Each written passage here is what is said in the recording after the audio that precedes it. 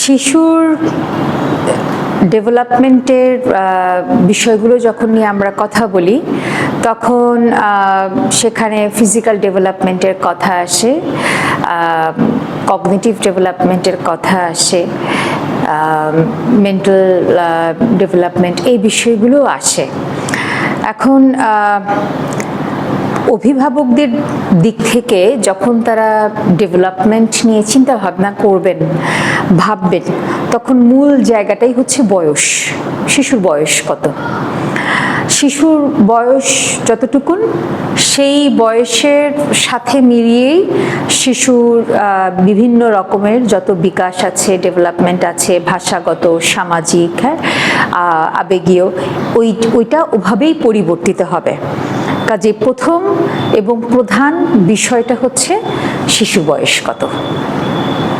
আচ্ছা, এখানে একটা প্রেক্ষাপট বলি। ধরেন যদি একটা গল্পই চিন্তা করা যায় যে একজন মা তার শিশুকে সাথে সুন্দর সময় কাটান এবং বাবাও সাথেও শিশুর বন্ধন খুব চমৎকার এবং একে অপরের সাথে আন্ডারস্ট্যান্ডিংটাও ভালো, তারা একে অপরের ভাষাটা বোঝেন, চমৎকার কমিউনিকেশন হয় এবং নানাভাবে খেলাধুলা অ্যাক্টিভিটির মাধ্যমে খুব সুন্দর একটা সময় তারা পার করেন। তাহলে এইরকম একটা পরিবেশ বা এইরকম একটা আবহে শিশুর বিকাশটা খুব সহজ স্বাভাবিকভাবেই হবে, এটা তো বোঝা যাচ্ছে। কিন্তু যদি এরকম হয় যে এরকম আরেকটি সিনারিও যে বাসায় বাবাও উপস্থিত, মাও উপস্থিত, বাবা বাবার কাজে ব্যস্ত, মা মায়ের কাজে ব্যস্ত এবং শিশু যাতে একটু ব্যস্ত থাকে সেজন্য তাকে কেবল একটা লম্বা সময়ের স্ক্রিন টাইম দিয়ে দেওয়া হলো এবং স্ক্রিন টাইম এর পাশাপাশি এরকমও হতে পারে যে সে এমন একটা কিছু কাজে শিশু নিজের সাথেই ব্যস্ত যেখানে শিশুর সাথে বাবা বা মায়ের কোনো রকম কমিউনিকেশন হচ্ছে না, কথা হচ্ছে না। হ্যাঁ, তাহলে সেক্ষেত্রে কিন্তু ওই রকম একটা পরিবেশে বিকাশটা সহজ বা স্বাভাবিকভাবে হচ্ছে এটা বলা যাবে না। মূল যে জায়গাটা সেটা হচ্ছে যে শিশুকে সময়ও দিতে হবে, কথাও বলতে হবে।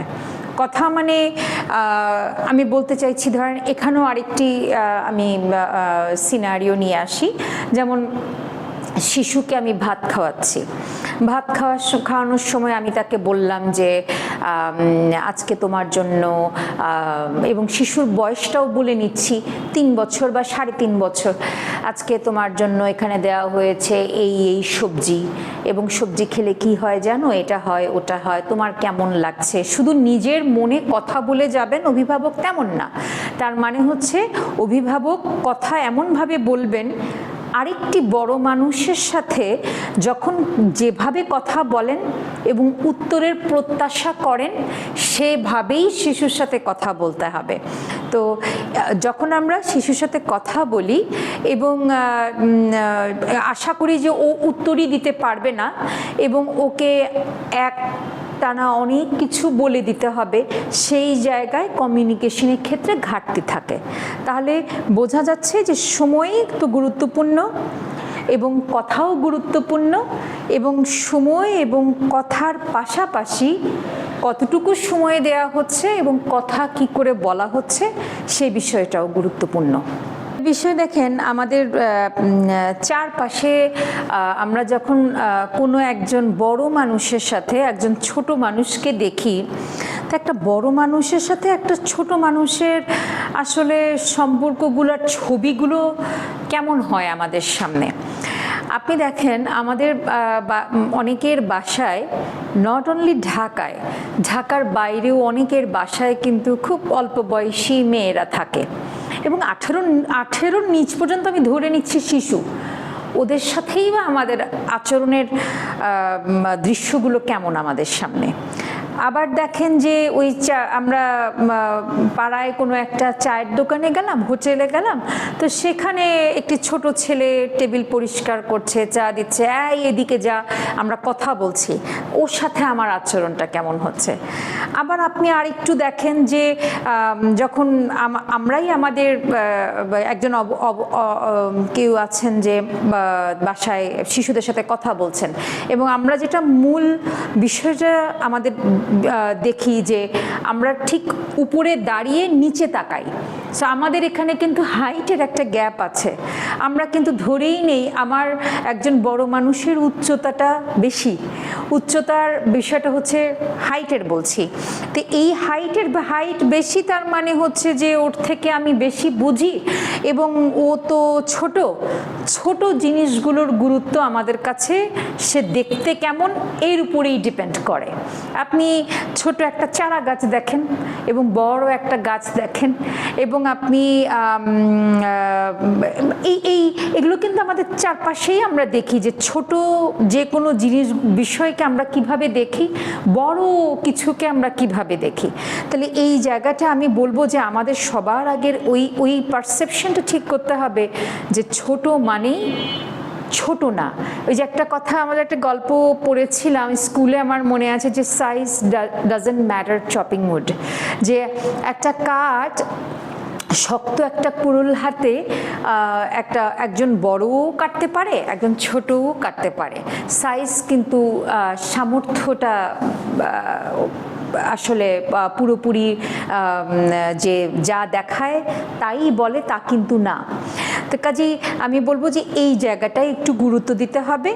আরেকটা বিষয় হচ্ছে যে আমরা আমাদের যে কালচার, আমাদের যে সমাজ ব্যবস্থা, সেখানে আমরা দেখি যে আমরা ধরে নেই যে বাড়ির বড়রা হচ্ছেন মুরব্বি, এবং সেইখানে বড়রাই বলবেন এবং ছোটদের সেটাকে একদম পালন করতে হবে। আমাদের মধ্যে আদব জিনিসটাকে আমি ইতিবাচক হিসেবেই দেখি, এটা প্রয়োজন আছে, কিন্তু আদবের জায়গাটা ঠিক রেখেও একে অপরের সাথে সমান মর্যাদা দিয়ে কথা বলবেন, খুব স্বাভাবিক কনভারসেশন করবে।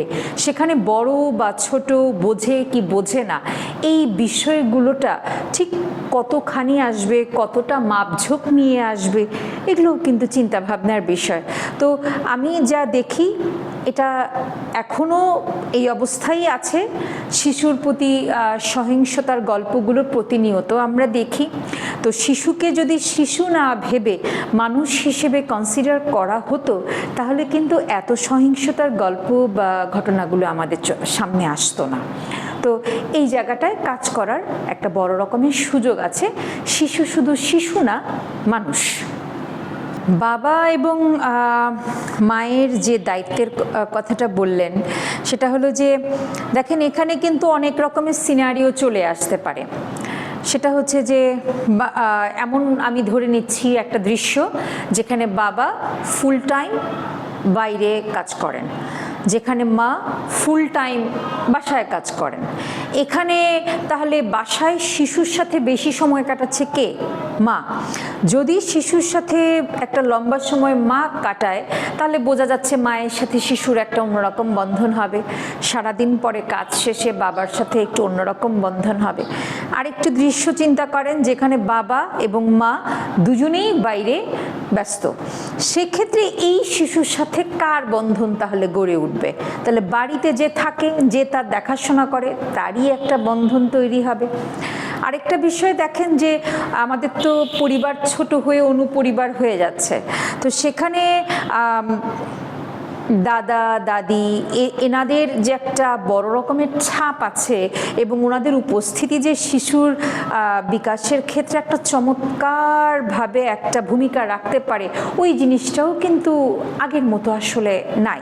এই জায়গাটাও কিন্তু, এটাও কিন্তু আরেকটা দৃশ্য, আরেকটা গল্প।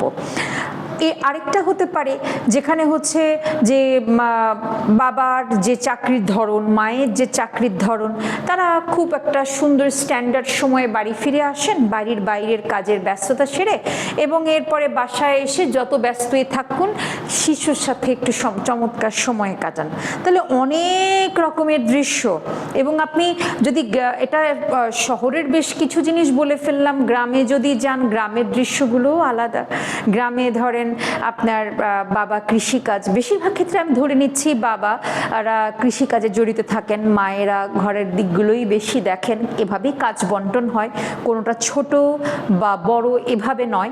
তো সেক্ষেত্রে ওখানকার পরিবেশটাও ডিফারেন্ট, আলাদা। তো তাহলে এই যে এত রকমের একটা বাবা মা এবং সন্তানের এত রকমের দৃশ্য, এর মধ্যে সন্তানের সাথে তাহলে একটা চমৎকার বন্ধন কিভাবে গড়ে উঠবে? আমি বলবো যে এখানে দৃশ্যগুলো গুরুত্বপূর্ণ। এখানে কাজের আমরা কেউ কাউকে ছোট বা বড় এইভাবে মাপঝোঁক করতে পারবো না, বা বাবা নারী বা পুরুষ এভাবে পারবো না। তাহলে আমরা আসলে কিভাবে পারবো? আমি এই বাচ্চাটির অভিভাবক, আমার স্বামী বা আমার স্ত্রীও অভিভাবক, আমাদের দুজন অভিভাবকের মধ্যে কে কিভাবে সময়টাকে চমৎকারভাবে সাজিয়ে নিয়ে শিশুর সাথে একটা সময় কাটানোর একটা ছক তৈরি করে ফেলতে পারি, এই জায়গাটা গুরুত্বপূর্ণ। তাহলে সব রোগের এক ওষুধ না, সব দৃশ্য বা সব সিনারিওর কিন্তু একই সমাধান না। তাহলে অবশ্যই জানতে হবে যে কার কাজের দায়িত্ব কতটুকু, এবং সেখানে আসলে কাকে সবচাইতে বেশি গুরুত্বপূর্ণ ভূমিকা পালন করতে হবে। তো আমাদের দেশের প্রেক্ষাপটে দেখা যায় যে খুব স্বাভাবিকভাবে ধরে নেওয়া হয় যে শিশুর যত্নটা তার মাই করবেন। বাবা আসলে একটু ওই যে শৌখিন খেলার বা কথার সময় এরকম বিষয়টাতেই থাকবেন। এটা নিয়ে আলাদা করে কিন্তু মানে আর্লি চাইল্ডহুড ডেভেলপমেন্ট নিয়ে যারা পড়েন, ভাবেন, কাজ করেন, এনজিওরাও আছেন, তারা কিন্তু ফাদার্স ইনভলভমেন্ট নামে নানান রকম কাজ করেন। যে বাড়িতে মায়ের উপস্থিতি তো আছেই, সেখানে বাবার উপস্থিতি আর কতভাবে কিভাবে বাড়ানো যায়, এবং বাবা এবং মা দুজনের উপস্থিতি আলাদা আলাদাভাবেই যে শিশুর বিকাশের উপরে বড়ভাবে ছাপ ফেলে, সেটা নিয়েও কি করে কাজ করা যায়। সো আমি বলবো যে বিষয়টি হচ্ছে একদম ডিপেন্ড করবে কেমন পরিবেশ, কোথায় কিভাবে করা যায়, এই পুরো বিষয়টা আসলে চিন্তা ভাবনা করার বিষয় আছে।